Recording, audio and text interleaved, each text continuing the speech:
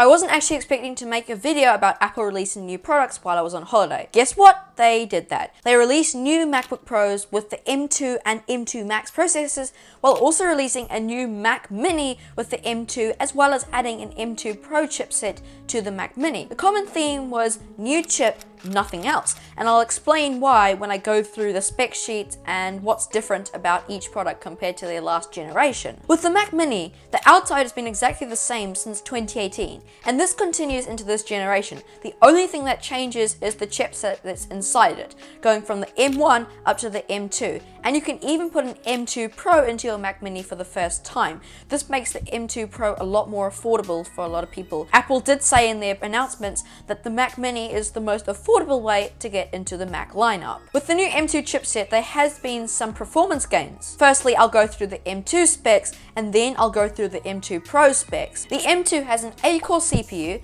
10-core GPU, up to 24 gigabytes of unified memory, and 100 gigabits of memory bandwidth. In real-world usage, this improves on the M1 and absolutely trounces the Intel Mac Mini. Stats are on screen for how this works out in the real world. It's actually nuts that this small thing can deliver so much raw power. If you configured your machine with an M2 Pro, you'd have up to a 12-core CPU, up to a 19-core GPU, up to 32 gigabytes of unified memory, and 200 gigabytes a second of memory bandwidth. Again, the real world usage stats are on screen. These are actually nuts, as long as these are true, because we're taking verbatim from Apple and no actual testing has been done from the outside world. Other than that, nothing else is too much different, apart from the expanded amounts of base storage, support for more displays, and Wi-Fi 6E. The outside look, ports, and cooling is exactly the same. But the thing that makes it really good is knowing how the M1 model delivered such great value, and then knowing that they slashed $100 off the price to make it way easier for people to enter the Mac market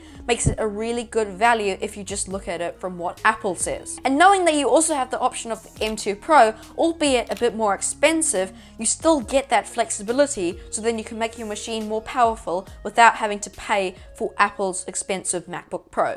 Talking about the MacBook Pro, let's look at the new updated M2 Pro and M2 Max models. Again, this sticks with the new chip, nothing else theme that I've already said. The M2 Pro specs that I've already mentioned with the Mac Mini are nuts. That exact chip that is in the Mac Mini is also on the MacBook Pro as well, but we also get the M1 Max, which basically doubles it in every way. The 12-core CPU is the same, but it has up to a 38-core GPU, up to 96 gigabytes of unified memory, and 400 gigabits a second of memory bandwidth. The real world stats are on screen. Apart from that, nothing much else is different about the MacBook Pro. Again, it's new chip, nothing else. There are a few more cores in the CPU and the GPU.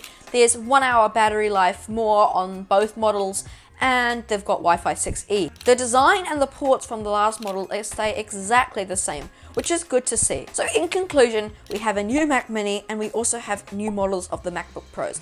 Nothing too much changes, but we do have performance gains in all of them, and these should hopefully see us through for the next year, year and a half, even 2 years potentially with the Mac Mini. But I'm interested to hear about your thoughts, whether you think they're good value. So comment down below, and I'd be interested to hear what my audience thinks of it. And if you want to watch my predictions video to find out what Apple might have more in store for us this year, you can click up here and you can watch it. Thanks for watching, and I'll see you in the next video. Bye bye.